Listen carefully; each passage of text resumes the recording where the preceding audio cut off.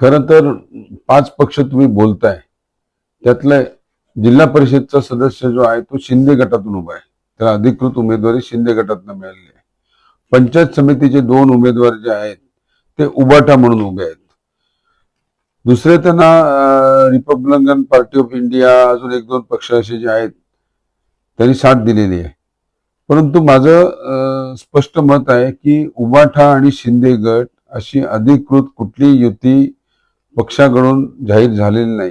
पक्षाची स्पष्ट धोरणं आहेत की उबाठा आणि शिंदे शिंदेच्या सोबत कधी उबाटा जाऊ शकत नाही, एवढी परिस्थिती शिवसेनेवर कधीच येणार नाही, हे स्पष्ट संजय राऊत साहेबांनी सांगितलेलं आहे. परंतु आपल्या नागोठणे भागामध्ये हा कुठेतरी फार्स करण्याचा प्रयत्न सुरू आहे आणि कुठेतरी आमचे जे कार्यकर्ते पूर्वश्रमीचे आहेत ते 2-4 लोकांना घेऊन ते उबाठाचं आणि शिंदेचं युती आहे वगैरे भासवण्याचा प्रयत्न होते.